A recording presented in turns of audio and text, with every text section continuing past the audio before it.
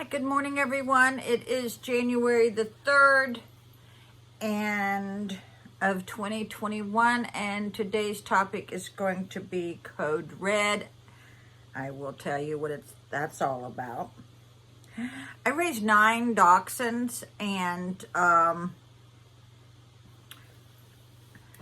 I was on my way from the Northern Neck through Maryland to Virginia, where I live, and I had just found out my maid had caused the death of one of the new babies, and my ex was beside himself.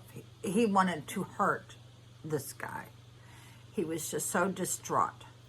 Well, I had to take him to a hotel that night because he wanted to go back to the house and just do something to this guy.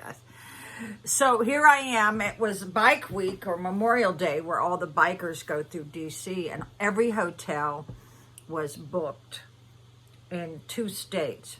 So as I'm driving, this is when I was smoking, I noticed a roadblock, and when I was smoking, I just happened to light up a cigarette, and the cops saw that. And I heard them on the radio saying, Code Red, Code Red. I go, what the hell is that?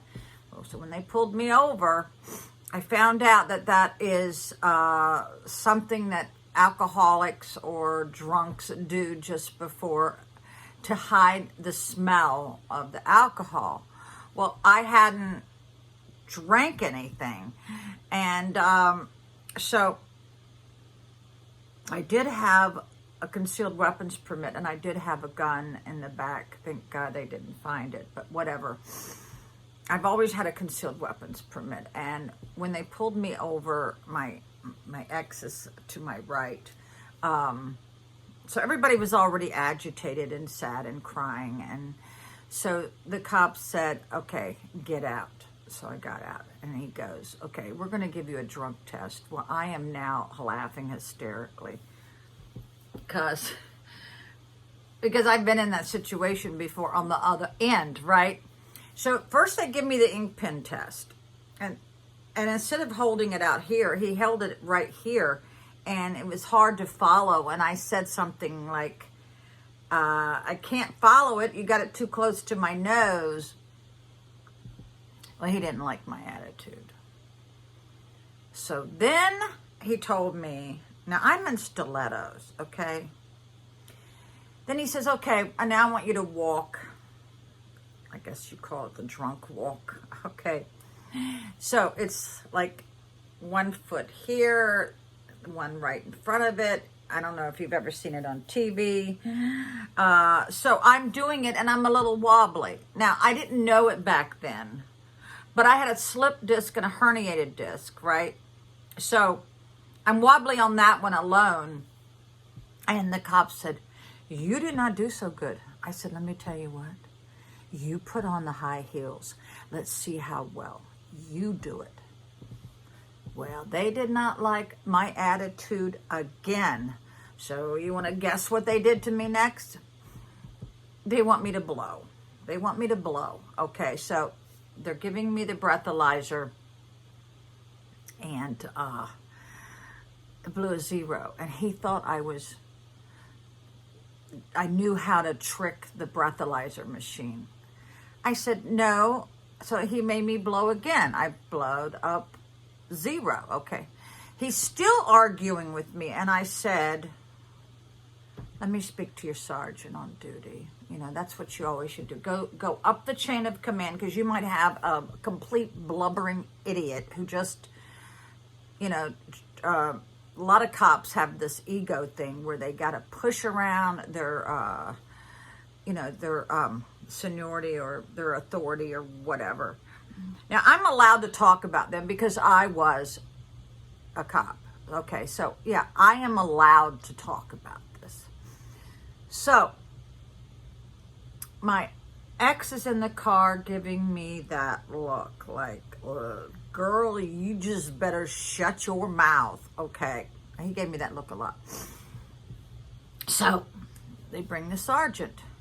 And I said to the sergeant, I said, I've done the ink pen test. I've done the drunk walk. I blowed 2 or 3 times in this breathalyzer.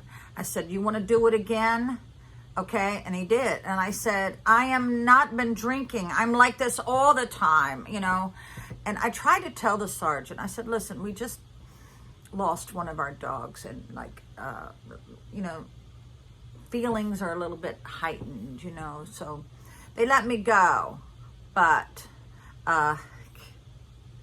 this is just, I mean, it was a very bad evening, but I got out of it, and I wasn't going to let some rookie cop tell me that I'm drunk when I wasn't.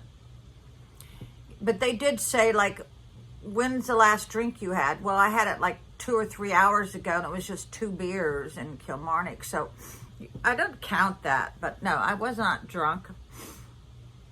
And I really believe that it's too easy to call Uber, or, well, back then they didn't have Uber. But yeah, my ex was too upset to drive, so better me than him.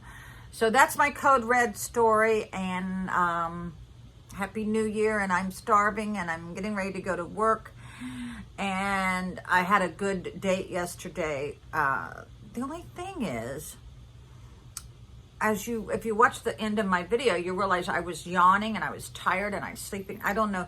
I think the Bloody Marys now have an adverse effect on me. It's not making me lethargic, you know. So yeah, I wanted to go home. I left the date. I said, you know, I've got to go now. So I went home and immediately got into bed. Now here's the rest.